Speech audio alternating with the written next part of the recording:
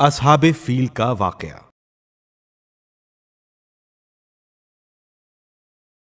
جب ابرہہ حبشہ کے بادشاہ کا وزیر بنا اور اس نے ملک یمن فتح کر لیا تو وہ بہت سے لوگوں کو ساتھ لے کر بیت اللہ کو دیکھنے کے لیے آیا۔ حج کا زمانہ تھا۔ اس نے جو حاجیوں کی کثرت اور خانہ کعبہ کی عظمت کو دیکھا تو دل میں کہنے لگا، میں بھی صنعاء میں ایک ایسا گھر بلکہ اس سے بہتر بنواؤں گا تاکہ خلق خدا کا رجوع خانہ کعبہ کے بجائے اس طرف ہو جائے۔ چنانچہ اس نے یہاں سے واپس جا کر ایک نہایت عالیشان عمارت بنوانا شروع کی۔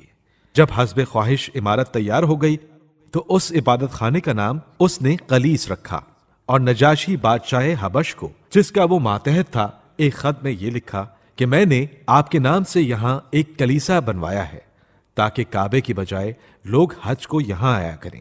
حضور یہاں تشریف لا کر اپنے قدم سے برکت بخشیں۔ اس درخواست پر نجاشی وہاں پہنچا اور اس شاندار عمارت کو دیکھ کر بہت خوش ہوا۔ ابرہہ نے تمام ممالک میں اعلان کرا دیا کہ اگلے سال سب لوگ بجائے کعبہ کے حج کے لیے یہاں آئیں۔ جب یہ خبر اہل مکہ کو پہنچی تو ان کو بڑا غصہ آیا۔ نفیل نامی ایک شخص جوش میں بھرا ہوا یمن پہنچا اور کسی ترکیب سے رات کے وقت اس عمارت کے اندر چھپ بیٹھا۔ خدام نے جب رات کو سب دروازے بند کر دیے تو اس نے تمام دیواروں پر غلاظت مل دی اور صبح کو دروازہ کھلتے ہی وہاں سے نکل بھاگا۔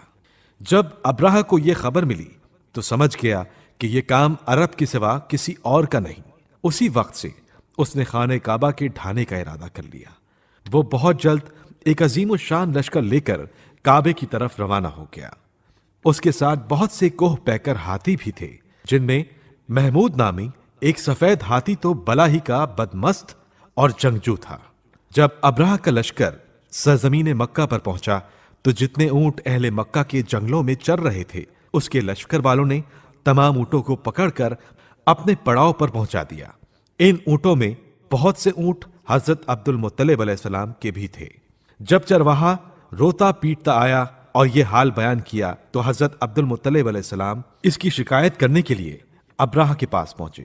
وہ بکمال عزت و احترام پیش آیا اور تخت پر اپنے پہلو میں جگہ دی۔ پھر پوچھا، آپ کیسے آئے ہیں؟ فرمایا، تیرے سپاہیوں نے بغیر کسی وجہ کے ہمارے اونٹوں کو اپنے قبضے میں لے لیا ہے۔ میں ان کی شکایت اور اونٹوں کی رہائی کی درخواست کرنے کے لیے آیا ہوں۔ ابرہہ یہ سن کر کہنے لگا، میں تو یہ سمجھا تھا کہ آپ بحیثیت سردار قریش میرے پاس خانہ کعبہ کی سفارش کے لیے آئے ہوں گے، مگر اب معلوم ہوا ہے کہ خانہ خدا سے زیادہ آپ کو اپنے چند اونٹ پیارے ہیں۔ آپ کی شان سے یہ امر بہت بعید ہے۔ ابرہہ کی اس بات کے جواب میں حضرت عبد المطلب علیہ السلام نے فرمایا کہ میں اونٹوں کا مالک ہوں، خانہ کعبہ کا مالک نہیں۔ جس چیز کا میں مالک تھا اس کی فکر مجھے ہے، اور جو خانہ کعبہ کا مالک ہے وہ اس کی خود فکر کرے گا۔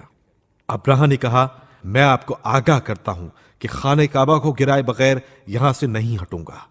اس کی یہ بات سن کر آپ علیہ السلام نے فرمایا، جو تیرے دل میں آئے وہ کر۔ غرض کہ ابرہہ نے اپنی فوج کے ساتھ خانہ کعبہ پر چڑھائی کر دی۔ خدا کی قدرت دیکھیں، اسی وقت فضائے آسمانی میں ابابیل پرندے بادل کی طرح چھا گئے۔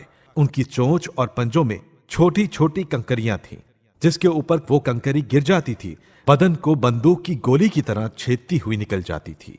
ایک ایک کنکر نے وہ کام کیا جو بندوق کی گولی بھی نہیں کر سکتی، کہ جس پر پڑتی اس کے بدن کو چھیدتی ہوئی زمین میں گھس جاتی تھی، یہاں تک کہ تھوڑی دیر بعد نہ ہاتھی رہے نہ ہاتھی والے، سب کے سب خاک پر بے دم پڑے تھے، اور چیل کوے ان کا گوشت نوچ نوچ کر کھا رہے تھے۔ قرآن مجید نے اس واقعے کو سورہ فیل میں اس طرح بیان کیا ہے، بسم اللہ الرحمن الرحیم، شروع نام سے اللہ کے جو بڑا مہربان نہایت رحم کرنے والا ہے۔ الم تر کیف فعل ربک باصحاب الفیل الم یجعل کیدہم فی تضلیل وارسل علیہم طیرا ابابیل ترمیہم بحجارۃ من سجیل فجعلہم کعصف مأکول۔ کیا آپ نے نہیں دیکھا کہ آپ کے رب نے ہاتھی والوں کے ساتھ کیا کیا؟ کیا اس نے ان کی چال کو بے مقصد نہیں بنا دیا اور ان پر دستے دستے پرندے بھیج دیے جو ان پر سخت مٹی کے پتھر برسا رہے تھے؟ سو اس نے انہیں کھائے ہوئے بھوسے کی مانند کر دیا۔ حضرت عبد المطلب علیہ السلام بڑے نیک سیرت اور خدا رسیدہ بزرگ تھے۔ آپ کی دعا بارگاہ الہی میں قبول ہوتی تھی۔ ایک بار مکے میں سخت قحط پڑا، لوگ پریشان تھے۔ حضرت عبد المطلب علیہ السلام نے جب بارگاہ الہی میں دعا کی تو وہ آفت اہل مکہ سے دفع ہوئی۔